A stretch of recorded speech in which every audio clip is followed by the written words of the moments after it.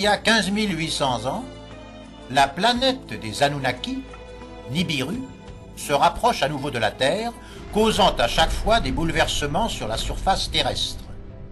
Cela alarme les Atlantes, cachés dans le sous-sol du Groenland, qui envoient alors un petit groupe de leurs scientifiques en exploration dans le monde afin de comprendre ce qui se passe. Bientôt, des individus non humains, au crâne allongé et au sang RH négatif, arrivent au Nil et se présentent à Amon, le roi héros qui règne en Égypte. Les rois héros sont des géants générés par un Anunnaki et une femme native des lieux et ont pour tâche de surveiller les peuples. Amon a fait sculpter le Sphinx, un mégalithe énorme en forme de lion. Et quand les Atlantes lui proposent d'édifier des structures plus complexes telles que les pyramides, il est très intéressé. Et plus encore, quand les Atlantes lui confient que les pyramides peuvent produire des ondes sonores de très basse fréquence, capables de pomper l'essence vitale d'un être vivant et de la transférer à un autre, prolongeant ainsi sa vie.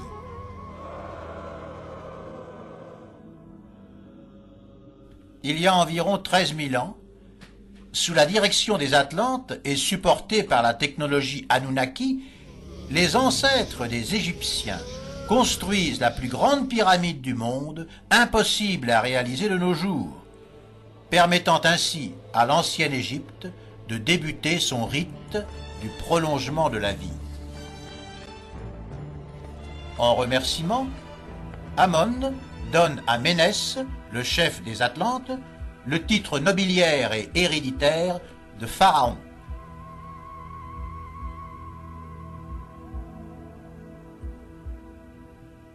Il y a 10 000 ans, la grande glaciation s'achève. La montée des eaux engloutit les petites îles et le Groenland rétrécit, mais se libère du grand froid. Les Atlantes et leurs Erectus sortent alors des souterrains et reprennent leur vie en plein air. Pendant cette période exubérante, les Atlantes chérissent si fort les Erectus qu'ils leur implantent les gènes titans afin d'engendrer une lignée avec eux, et 1000 ans plus tard, les descendants des Atlantes sont tous moitié titans, moitié Erectus.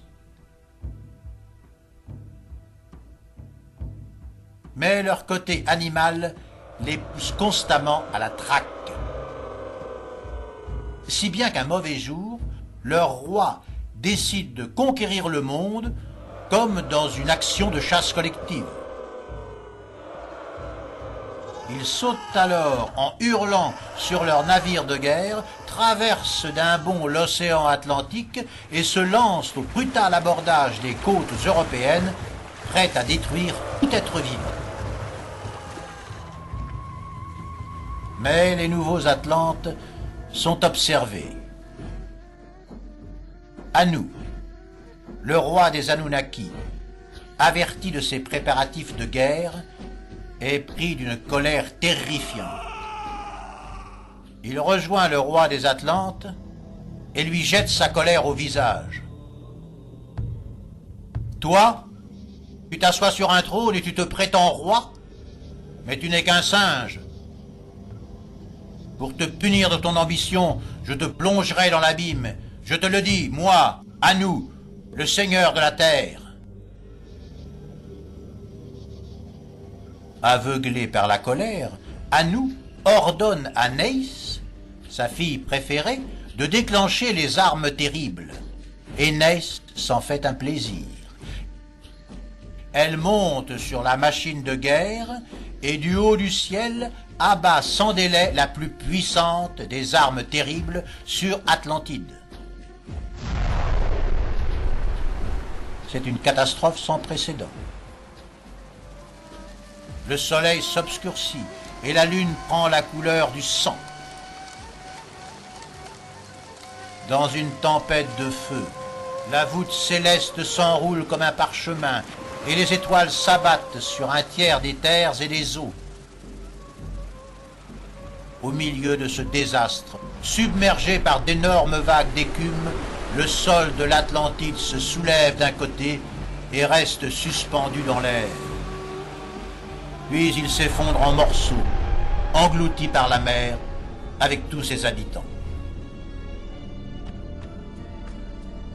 On raconte que le roi des Atlantes voulut se sauver. Il se réfugie, avec sa cour, dans une caverne scellée par d'énormes plaques d'or et d'argent.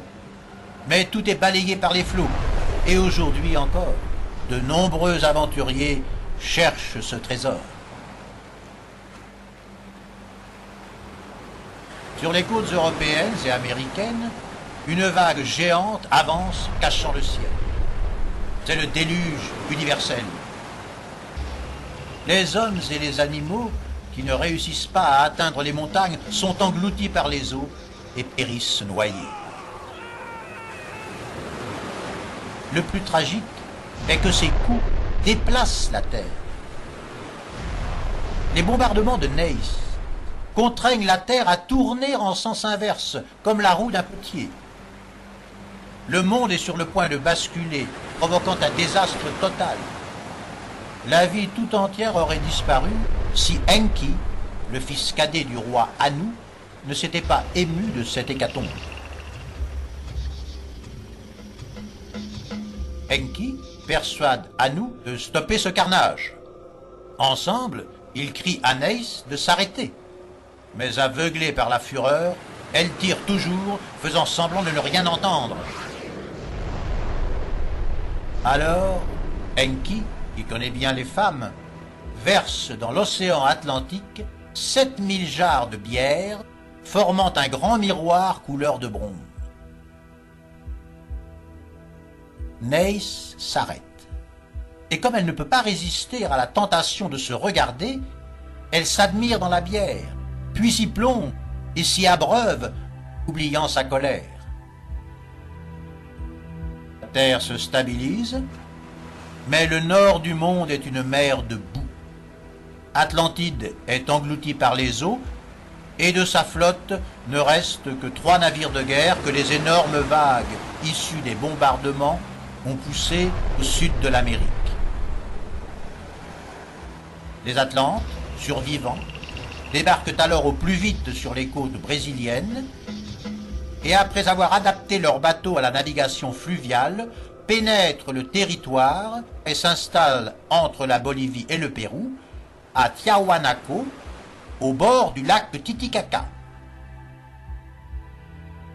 Dans ces lieux, les Atlantes recommencent leur vie, donnant origine à la civilisation sud-américaine avec son agriculture et ses pyramides. Ainsi construisent-ils au Mexique une pyramide dont le périmètre est identique à celui de la grande pyramide de Gizeh. Grâce à leur savoir, les Atlantes sont élus rois et reines, mais leur espèce est fragile et ils s'éteignent bientôt. Alors les autochtones recouvrent de terre leurs lieux symboliques, les piétinent et les oublient, reprenant leur vie de sauvages.